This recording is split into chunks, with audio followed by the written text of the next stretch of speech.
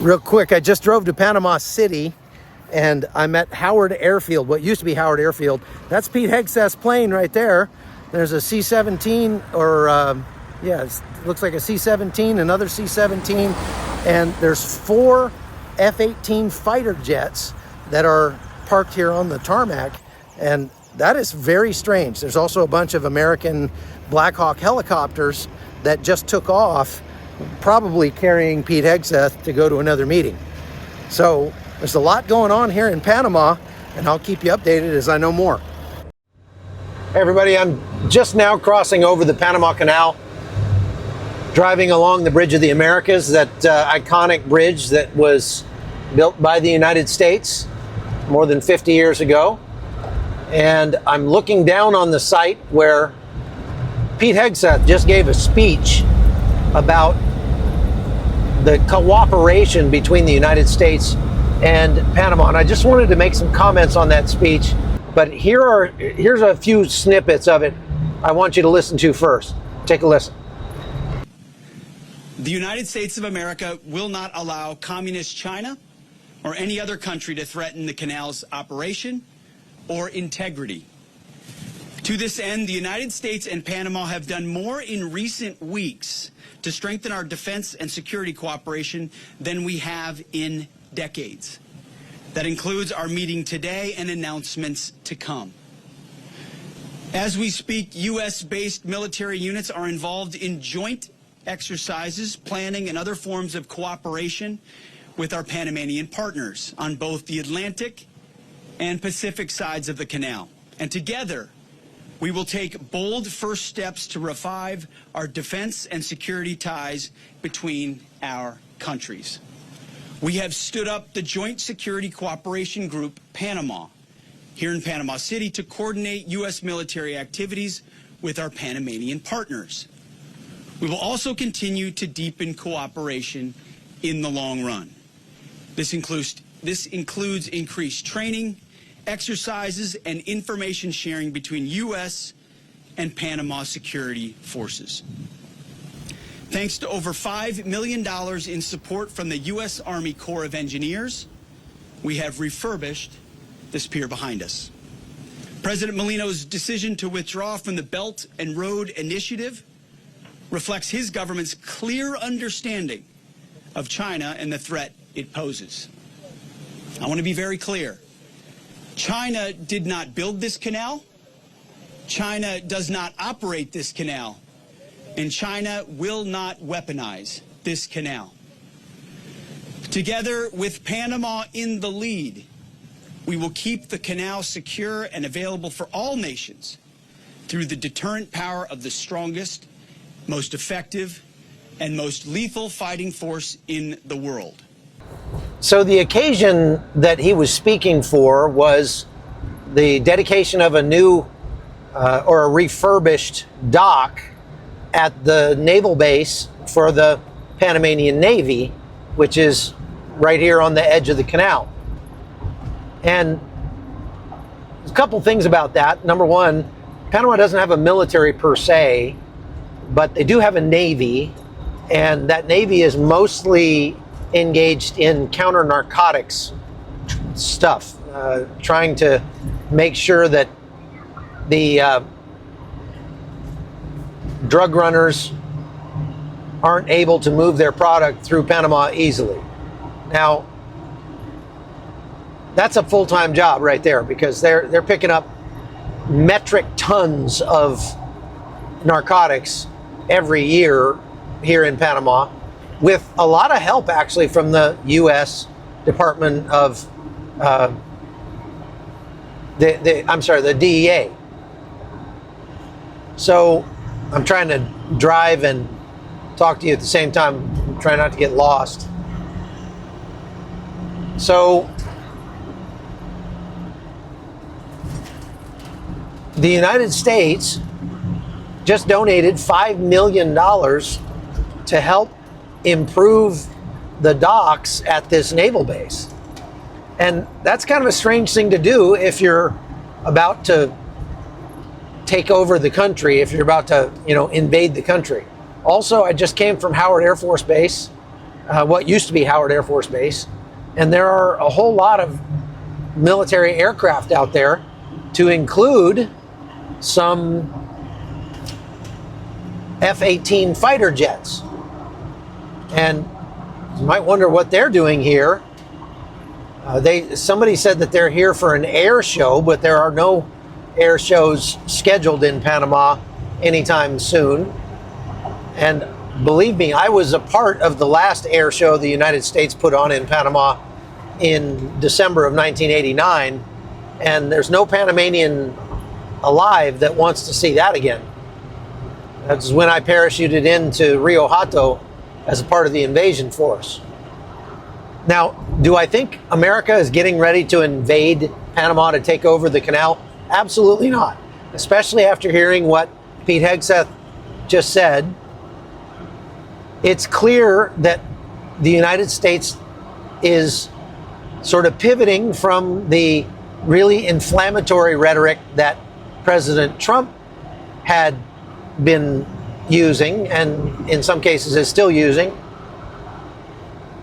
to more of a cooperative rhetoric, explaining to the Panamanian people and the American people that what we really cared about was the control that China was indirectly having over the government of Panama. And since the government of Panama is what runs the canal, they could indirectly influence what happened at the canal if they chose. I don't think that's ever actually happened. I don't think China is doing anything except conducting intelligence gathering and espionage here in Panama. And they're doing a lot of that, without a doubt. But it was concerning, and it is concerning, to see how much commercial activity from China is coming to Panama. How many Chinese companies are here, Chinese banks are here, things like that.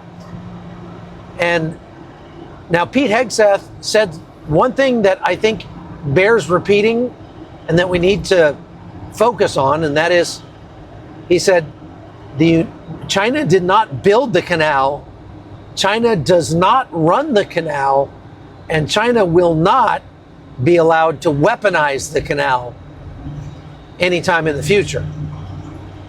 What's really telling about that, because look, these speeches are written in advance, and every word of these speeches is carefully crafted to give the meaning intended so that there's no misunderstanding. And when he said China does not run the canal, he was directly contradicting what President Trump himself has said on multiple occasions in speeches about taking back the canal. So this is the thing, and I've been saying this since the beginning. This is a worthy goal. It's a noble cause to assist Panama in breaking free of the grip of China. Definitely something that needed to happen. And kudos for President Trump for making it a priority, because other presidents have not. There's no reason President Trump needed to lie about it. Some of the statistics that he gave were just outright fabrications, and continued to give. So I mean, it's not like he didn't know they were fabrications. If he didn't, that means he has nobody around him who will tell him the truth, and that's the most concerning thing of all. But by saying that, for example, 38,000 Americans died building the canal, that's untrue. By saying that the United States spends $3.5 billion a year maintaining the canal, that is patently false, provably false. Okay? So there's no need for him to talk like that, but President Trump just talks first and thinks later sometimes. I know a lot of people like that. I myself am like that at times. When you're the president of the United States and people are hanging on your every word, you cannot afford to traffic in falsehoods. It's just not a good idea. But kudos to President Trump for making this a priority and for pushing to change the security posture here to include American forces doing patrols, because we're living in an increasingly dangerous world, and Panama really is not up to the task of militarily defending the canal in any way. And it's a part of the treaty that we have with Panama that the United States will backstop Panama in that regard. So we're doing the right things here. And it looks like they have managed to shift the narrative enough so that Panama understands that we're here to cooperate with them to make their country safer and not attack them or invade them or steal the canal back from them. The canal represents a very large part of the economy here in Panama, about 40%. It's one of the reasons why Panama has one of the highest standards of living in Latin America. So to even threaten to take that back from Panama is threatening to basically slash their economy in half. And obviously there's nobody in Panama that's going to be happy about that. But if you were one of those who found yourself listening to President Trump and believing that the Panamanians were the bad guys, they were evil, they had turned the canal over to the Chinese, and that Panama needed to have the canal taken back from them, and all that sort of thing, you yourself were a victim of the misinformation that was being put out by President Trump. And that's why it's so important for us to, as I always say, live not by lies.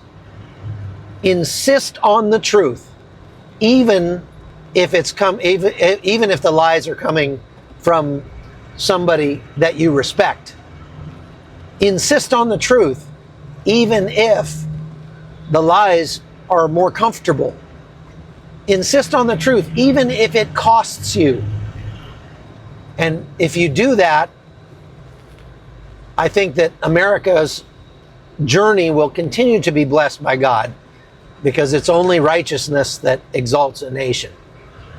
And so I'm glad to see Hegseth. One other thing that he said that really struck me at the very beginning of his speech, he said, and Father, thank you for the blessing of this pier. What a reminder that Almighty God is truly the commander of all affairs. I have to say, you didn't hear people talking like that during the Biden administration. And my respect for Pete Hegseth just went up a notch, because he was willing to give glory to the Most High God and use the pulpit that he's been given to do so. Because I don't think that we should ever be afraid to talk about our faith and to extend our faith into the workplace, no matter where we work. All right, that's all I've got for today. I just am showing up at my hotel. We've got more good stuff coming. So thanks for watching. We'll see you next time.